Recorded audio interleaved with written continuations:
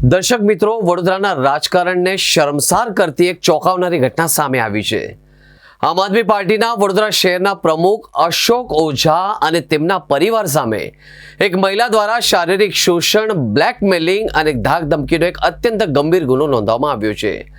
પીડિત મહિલાની ફરિયાદના આધારે વડોદરા પોલીસે ત્વરિત એક્શન લેતા આ પ્રમુખ અશોક ઓઝાની વિધિવત રીતે ધરપકડ કરવામાં આવી છે।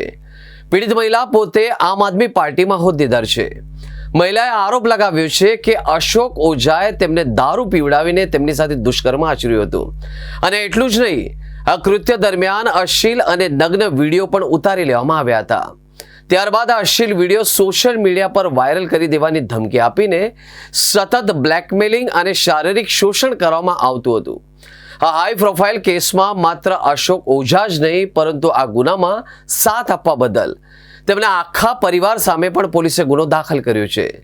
પીડિતાની ગંભીર ફરિયાદ મળતા જ વડોદરા પોલીસ એક્શનમાં આવી હતી અને મુખ્ય આરોપી અશોક ઓઝાને અટકાયત કરી આગળની કાનૂની કાર્યવાહી હાથ ધરી હતી। જ્યારે ગુનામાં સંડોવાયેલા તેમના પત્ની, પુત્ર અને પુત્રી હાલ ફરાર હોવાથી તેમની શોધખોળ હાથ ધરવામાં આવી છે। અલગ અલગ ચક્રો ગતિમાન કર્યા છે। વડોદરામાં રાજકીય વર્તુળોમાં આ ઘટનાને પગલે ભારે ચકચાર મચી ગઈ છે। એ પાઠ ગુના રજિસ્ટર નંબર 289/2026 નો બળાત્કાર માટેનું દુષ્પ્રેરણ, ધમકી, મદદગારી જેવી BNS એક્ટની વિવિધ કલમો હેઠળ આરોપી અશોકભાઈ ચંદ્રકાંતભાઈ ઓઝા તથા તેના પત્ની, પુત્ર અને પુત્રી વિરુદ્ધ ગુનો દાખલ કરવામાં આવેલ છે। આ કામના ભોગ બનનારી જે ફરિયાદ આપી છે તે મુજબ આરોપીએ તેમના ઘરે બોલાવીને તથા વડોદરાની વિવિધ હોટલોમાં, જમ્મુ કાશ્મીર ખાતે, મુંબઈ ખાતે વગેરે વિવિધ સ્થળે આરોપી સાથે બળાત્કાર સંભોગ કરેલ છે।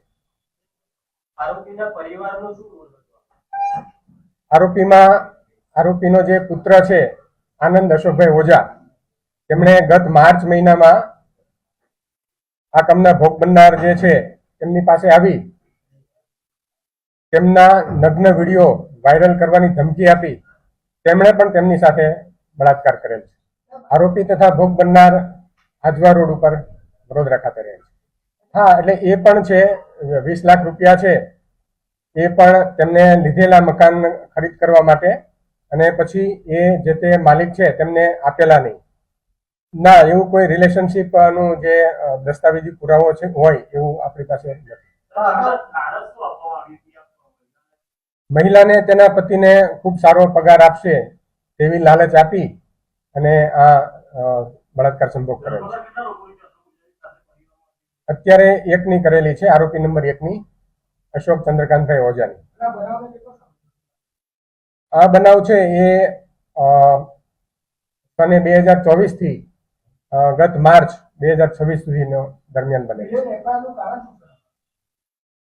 FIR નું કારણ એ જ હતું ડીલેનું કે જે ફરિયાદી છે તેને આરોપીએ તેનો વિડીયો વાયરલ કરવાની ધમકી આપેલ, જેનાથી ગભરાઈને તેને અત્યાર સુધી ફરિયાદ આપેલી નહીં, પરંતુ થોડા દિવસ પહેલા કંઈ આણંદમાં આ જે આરોપી છે તેના વિરુદ્ધ પણ ગુનો બીજો એક દાખલ થયેલો, તેવું ફરિયાદીના ધ્યાનમાં આવતા તેને હિંમત આવેલી અને આ ફરિયાદ ગઈકાલે નોંધાવેલ છે।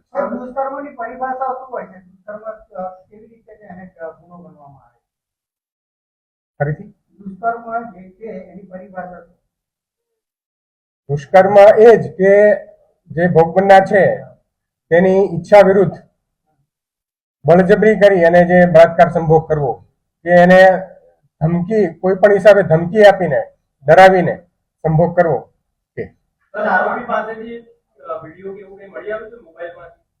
એ તપાસ હજુ ચાલુ છે। એ હશે તો એ પણ કબજે કરવામાં આવશે। હા, દરેક દિશામાં તપાસ થશે। બરાબર છે। જે પુત્રએ જે ગત માર્ચમાં બળાત્કાર કર્યો તેના અનુસંધાનમાં જે આ ભોગ બનનાર છે તે તેની માતા મોતીબેન અશોકભાઈ ઓઝાને કહેવા ગઈ તો તેમણે પણ તેનું ઉપરાણું લઈ અને તેને ધમકી આપી અને મકાન ખાલી કરી દેવાની પણ ધમકી આપી।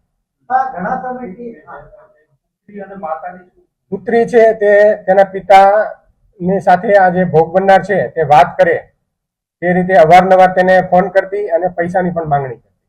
ઘણા સમયથી આ લોકોનું ચક્કર ચાલતું હા, છેલ્લા 2 વર્ષથી બનાવ સમય છે. તો અત્યાર સુધી બેન ભોગ બનનાર કેમ ફરિયાદ નહીં આપી? શું કારણ હતું? એ કારણ જણાવ્યું મેં આગળ હમણાં. નહીં, પણ જ્યારે બળાત્કારની ફરિયાદ હોય, આપે એવું કહ્યું, બળાત્કારની ફરિયાદ જબરજસ્તી કે થાય તેને દુષ્કર્મની પરિભાષામાં લેવામાં આવે છે. જ્યારે આની અંદર તો 2 વર્ષથી આ લોકોનું વચ્ચે ચાલતું હતું, તો કેમ અત્યાર સુધી મોડી પડે? ટેકનિકલ ફરિયાદ એ જ કીધું મેં કે તેમની પાસે જે ભોગ બનનાર છે તેમનો નગ્ન વિડીયો હતો અને તે વાયરલ કરવાની ધમકી આપતો અવારનવાર, જેના કારણે ગભરાઈ અને જે ભોગ બનનાર છે તેમણે અત્યાર સુધી ફરિયાદ આપેલી નથી. ભોગ બનનારનો પતિ ક્યાં છે? ભોગ બનનારનો પતિ છે એ એમના જણાવ્યા મુજબ છેલ્લા 3 વર્ષથી કોઈ જગ્યાએ જતો રહેલ છે બહાર, તેમના સંપર્કમાં નથી.